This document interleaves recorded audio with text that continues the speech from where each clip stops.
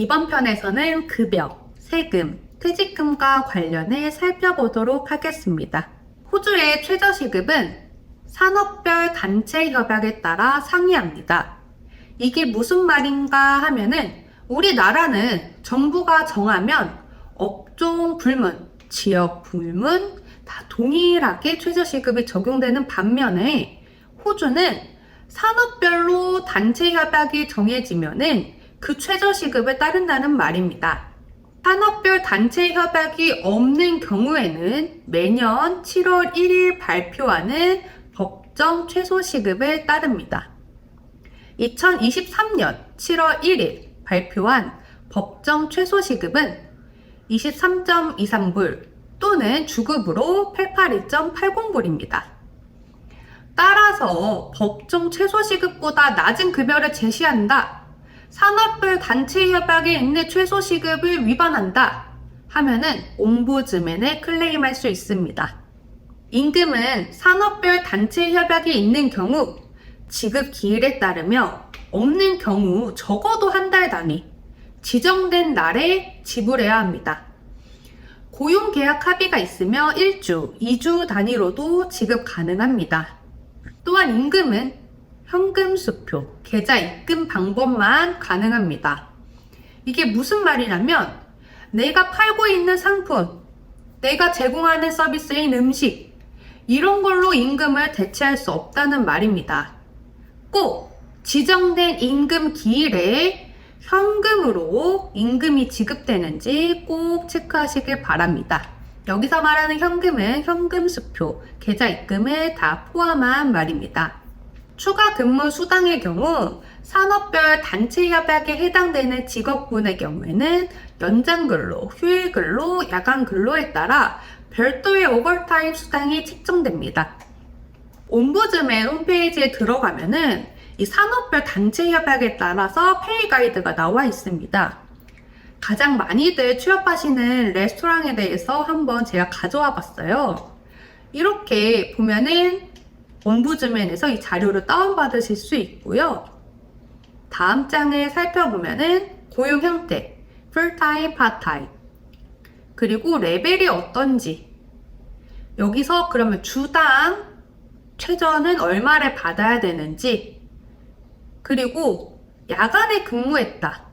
우리나라 같은 경우에는 10시부터 그 다음날 6시까지 통으로 1.5배 가산을 하는 반면에 여기는 10시에서 미드나잇, 그 다음에 미드나잇부터 아침 6시 이렇게 나눠서 수당이 측정되어 있어요. 이 표를 확인하셔가지고 근무 시간을 체크하고 그 다음에 나한테 맞는 수당이 지급됐는지 확인해 주셔야 합니다. 그 다음 장을 살펴보면요. 공휴일도 유급으로 보상을 받는다고 앞서 설명을 드렸죠. 공휴일 수당 같은 경우 어떤 날인지에 따라서 수당이 또 다르게 측정되어 있습니다. 그래서 해당 날을 확인을 하시고 거기에 맞는 수당이 나한테 지급됐는지 확인해 주셔야 됩니다.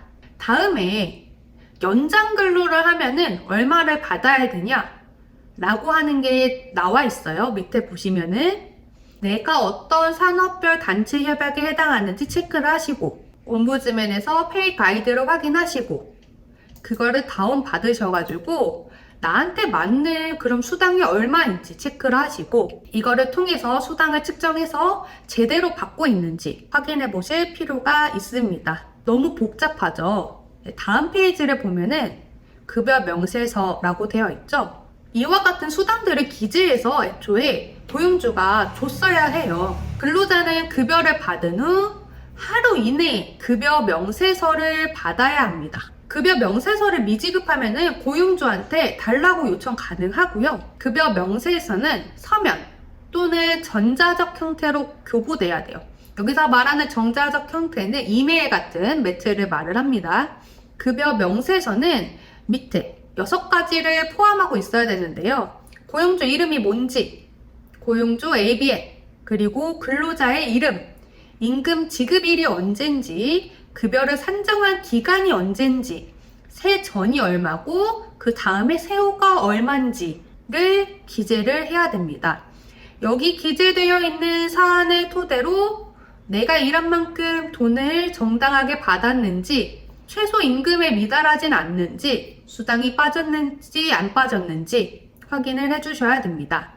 다음으로 세금에 대해서 알아보겠습니다. 세금 처리를 위해서 우선 먼저 납세자 번호를 받아야 합니다.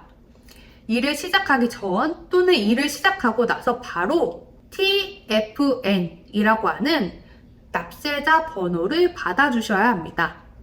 고용주에게 세금 신고 번호 신고서를 제출을 해야 되고요. 납부할 세액은 소득 금액 그리고 비자 형태에 따라 다르게 산출됩니다. 고용주가 급여에서 원천 징수해서 국세청에 납부하는 시스템이고요. 홈페이지에서 계정 생성 후 확인 가능합니다. 앞에 살펴본 급여 명세서에 세전과 세후 급여가 나와야 된다고 했죠? 어떻게 세금이 적용돼서 얼만큼 나갔는지 계정 생성해서 확인하시면 됩니다. 우리나라와 다르게 호주는 회계연도가 7월 1일부터 그 다음 연도 6월 30일이고요. 매 회계연도 마감 후 소득세 신고서를 온라인으로 제출해야 합니다. 이렇게 세금 처리 과정에 대해서 배웠는데요. 그러면 얼만큼 세금을 내고 내가 일을 해야 되는가에 대해서 궁금하실 텐데 워킹홀리데이를 기준으로 한번 살펴보겠습니다. 여기서 보면은 과세소득이라고 되어 있죠. 세금이 매겨지는 소득의 합계에 어떤 세율이 적용되는지 나와 있고 그 값이 나와 있습니다. 밑에 보면은 TFN이 제공되지 않은 경우 총 급여액의 45%를 원청 징수해야 합니다. 45%라고 되어 있어요. 최대 소요를 뗀다는 거예요. 앞에서 납세자 번호 받기가 첫 번째였죠. 귀찮아도 세금을 회피하고 싶더라도 납세자 번호 없이 일하다가 세금 떼이면은 최대로 떼입니다. 꼭 납세자 번호 받으시고 고용주에게 세금 신고 번호 신청서 제출하시고 정당하게 세금 떼고 근무하시길 바라겠습니다. 우리나라는 1년 일하면 한 달치 정도의 퇴직금을 부여받잖아요. 호주는 그런 제도는 없습니다. 대신 연금의 형태로 저장이 되는데요. 평균적으로 기본 급여의 9.5%가 연금으로 적립이 됩니다.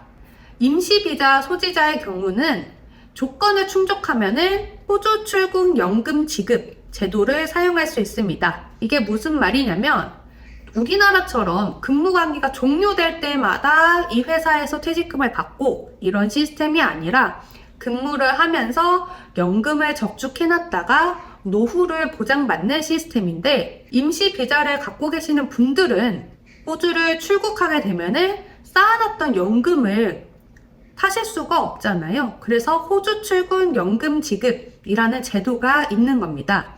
이거를 퇴직금처럼 사용하실 수 있습니다.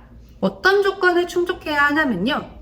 임시비자로 호주에서 일하는 동안 연금을 적립했어야 하고요. 비자의 효력이 중단돼야 돼요. 만료 또는 취소가 돼야 됩니다. 그 다음에 호주를 완전히 떠났고 다른 유효한 호주 비자를 소지하고 있지 않아야 해요. 또 호주 또는 뉴질랜드 시민권자나 호주 영주권자가 아니어야 합니다. 이 조건을 다 충족하신 분들은 국세청 사이트에 들어가셔가지고 호주 출근 연금 지급을 신청하셔서 받으실 수 있습니다. 그러면 내가 적립한 금액 전액이 들어오냐? 그건 아닙니다. 세금이 공제되고 지급이 되는데요.